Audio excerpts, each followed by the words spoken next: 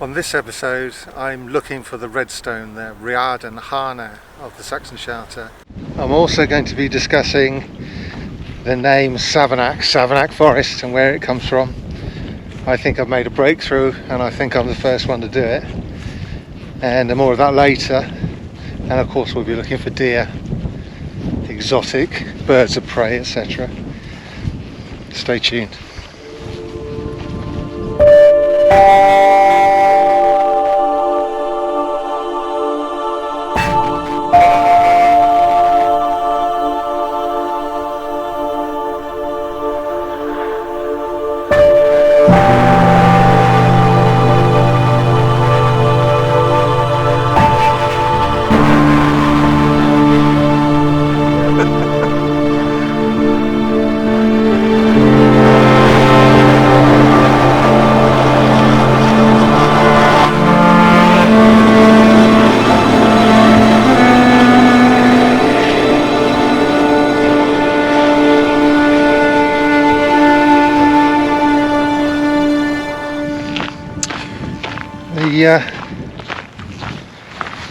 Autumn's coming on fast.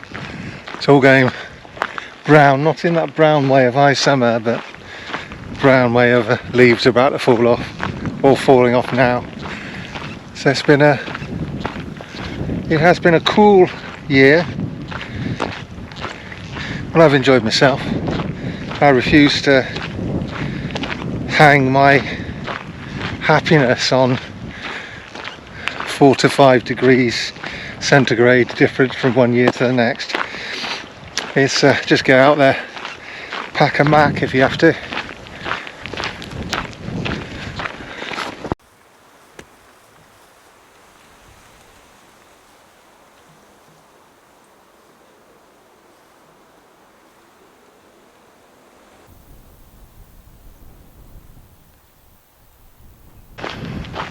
So what I'm looking for is a stone. Now you might think that's a bit of a wild goose chase, and it probably will be a wild goose chase. If you've followed my channel, you know whenever I go after anglo-saxon stones there is a hint of wild goose chase about it. But this landscape is chalk and flint and clay. There's no big stones. So if we see one and it's red, I'm calling it out.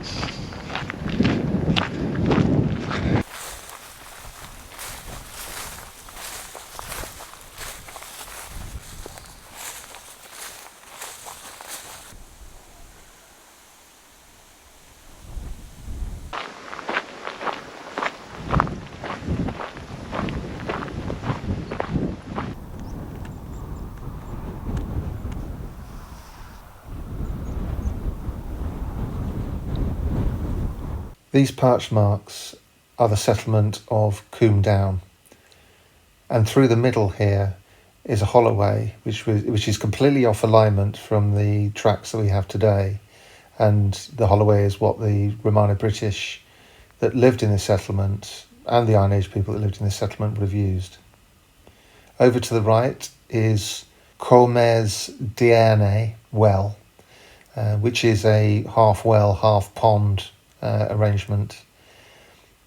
OGS Crawford and Professor Grundy think this is the Ieuan Seath of the Enford Charter.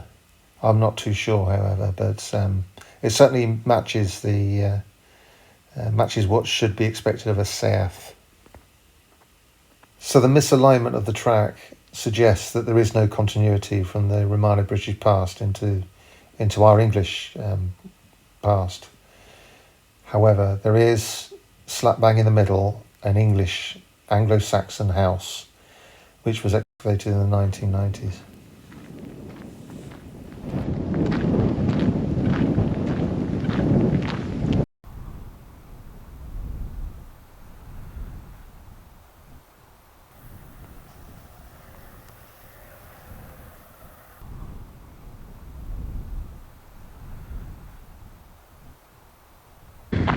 So no sign of the stone down that end, so I'm going back the way I came.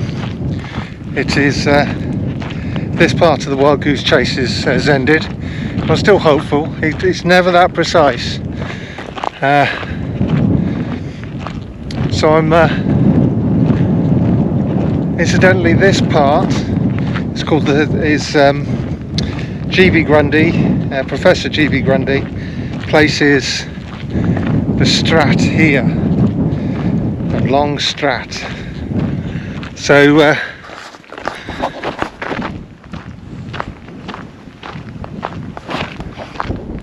it is a bit bendy, but I'm not convinced. I'm making a separate argument, but I need to go and have a look. I need to see it on the ground.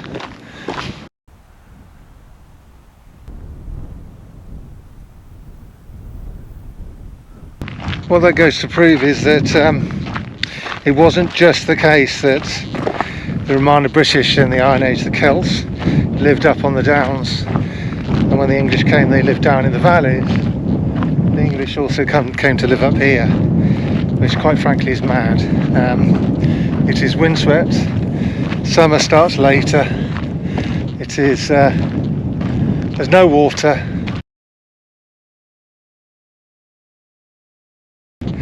How are you gonna let your animals drink? So it's one of the reasons why I think Everley isn't where that is. Isn't a very old village, though it has an anglo-saxon name. Everley is Erverleer, which means the wood or the clearing of the boar.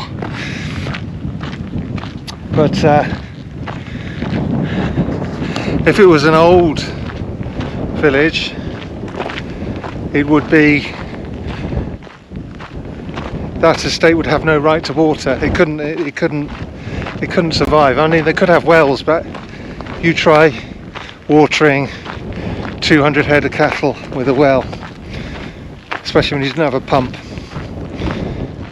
So I think it's a secondary settlement. I think it's one of the other older villages. Did an overshoot up into the hills. But it also says something about these Romano British settlements that are up here, these ruins, that they're just bumps in the ground now. Where do they get their water? Therefore they must be driving their cattle and sheep down to the river every day to drink, maybe twice a day, and so therefore their estates should have run down that far. This is Barden's Clump. It's still on the parish boundary, still probably what is the Saxon boundary, but who knows. And but there's nothing to tie down those landmarks properly. No names, no signs. I still haven't found that red stone. So, but anyway, I thought I'd point it out to you.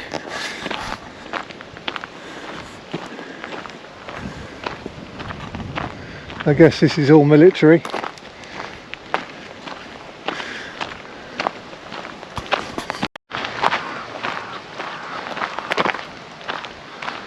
There you go, what's that?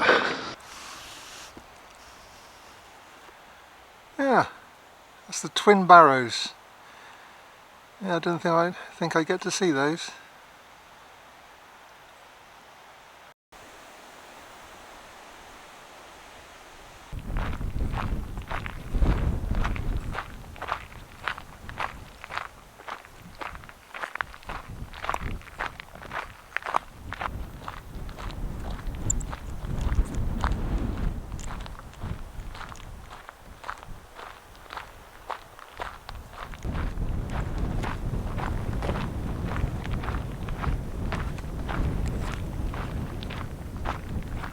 Up behind me is Barden Clump. To my right is a Romano British settlement. That's the highest point over there. This is the second highest, well, a very high point anyway. Yeah, I'd say the second highest point. And why on earth anybody would come and live up here? Well, the answer probably, you can't know inside.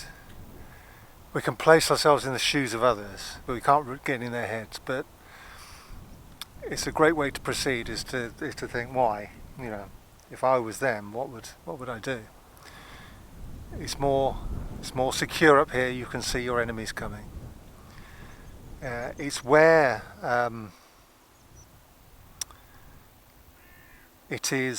the land is easier to plough.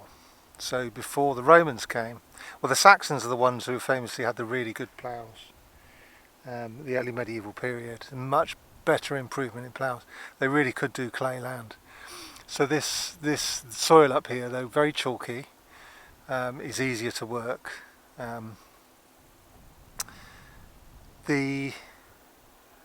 So it's where your bread and butter comes from, and you can see your enemies coming. So yes, you are going to have to take your animals down to the river every day, but that's a small price to pay. You'd be colder up here. I'd hate to live up here. Anyway, so I said right at the beginning that I had a theory about the naming of Savernake. Savernake Forest is an old forest. One of the last big expanses of woodland in England, and it's been parkland for a long time, and that's one of the reasons why it managed to survive, I think.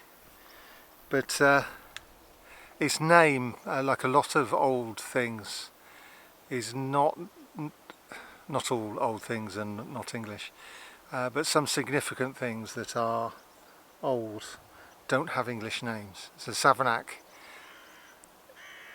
though it trips off the tongue, it is everybody agrees it's a Welsh word, an old Welsh word, but we don't know what it is. Now Equal says that he thinks it's similar to the River Severn. It's because of that R in it, and the River Severn in Welsh is Havren, but it was in Roman times it was Savren. And we have that sort of thing with Savernake, but it's too far away from Savernake to be significant. But there is a sort of partial connection. He goes on to say, Equal goes on to say, it's probably the name of a local river, and I think it is. But he suggests the Bedwin, the River Dun, but the Bedwin already has a Welsh name. Bedwin is birch, I think. But anyway, that old river comes up to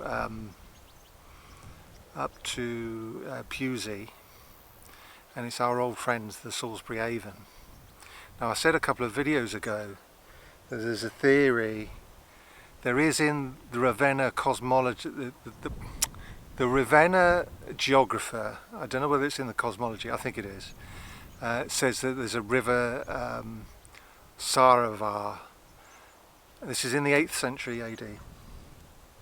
And we don't really know where it is, but the theory is that it is the Salisbury Avon, because Salisbury itself is, the Roman name is Sorvio Dunum. And Dunum is fort, and it's the fort next to the river Sorvio, or Sorbio. You know what the Romans were like with their V's and W's. So going backwards from the 8th century, we think it's the Tsar. It would have been the Romano-British. Our British ancestors would have called it probably the Sarbio. That's the Salisbury Avon, and probably it's a theory. It's not a bad one, but it's that Saravar going forward into the 8th century. We only know about that because of the 8th century reference. Savernake is not a million miles away from Sar. The ac is a suffix, a Welsh suffix, arco or orca, I can't remember which. It's quite common according to Equal. I don't know, a Welsh speaker will have to tell me. It's the Savern, the Severn bit that is interesting, and I think it's I think it's referencing the Saravah Savern. You might think, well, the Savernake Forest is quite a bit away from the Avon, isn't it? It's at Pewsey. But the first, and I think the earliest reference to Savernake is in the Saxon Charter of Or, which is a mile north of Pewsey, and it talks about in Latin the sylvum of the forest of Savernake in reference to Or. So, and we know from relations of Savernake that it does go that far.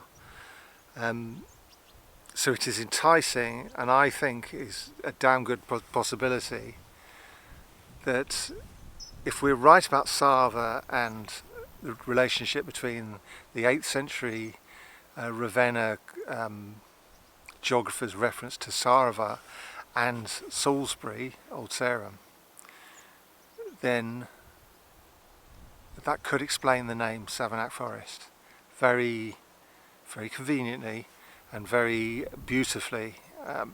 It's always been, people are fascinated by Savernake Forest and they're fascinated by Old Sarum, and it's sort of it's practically calling out to us from antiquity to name it, and that's how I feel, and it would be nice to be able to do so. What do you think? Let me know in the comments.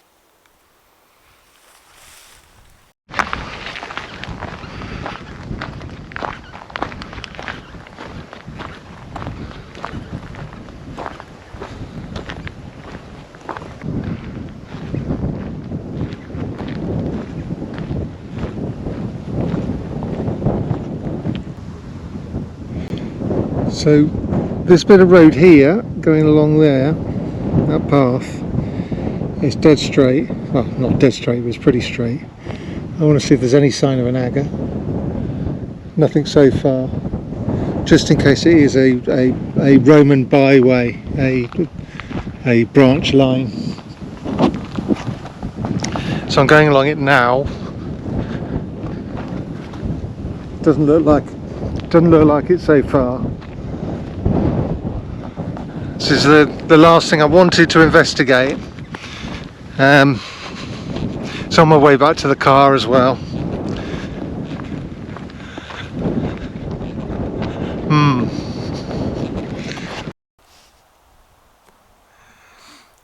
There might be one. Can you see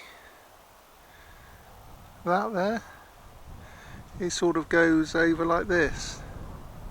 It could be a bulk.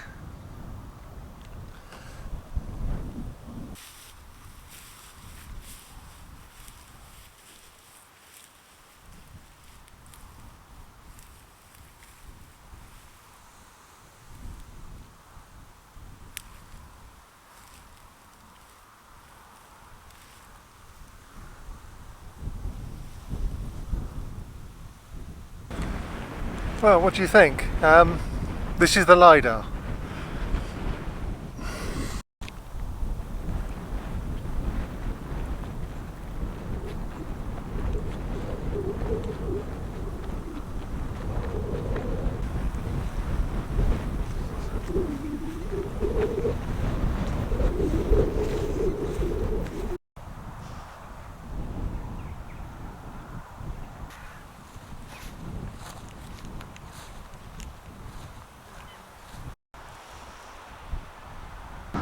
Back to civilization, we have a hedgerow. Hawthorn, hawthorn, hawthorn, hawthorn, hawthorn. Bloody hell. Hawthorn, hawthorn, sycamore.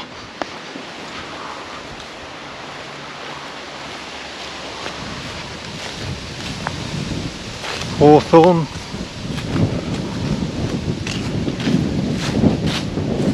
Ah, there's an elder. I spy an elder.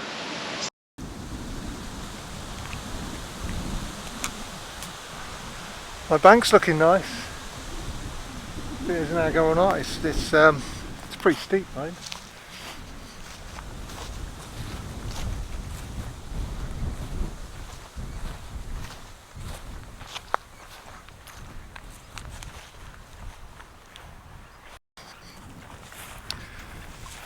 So that's it. I'm back to civilization.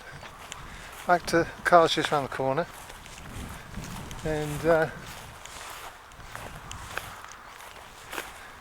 I've done one aspect, one little corner. I've kept away from the main subject, which is a Roman road going from Old Sarah. Now the reason I've done that is I'm going to have a special guest on the programme. It's like I'm on Nationwide or something. But I'm going to have a special guest, and I think we're going to solve it, he and I. And so that'll be coming in a week or two, probably 2 weeks. So stay tuned for that. So I've avoided that particular subject and gone off on sort of byways for today. And if it's not an agger, I don't know what it can be.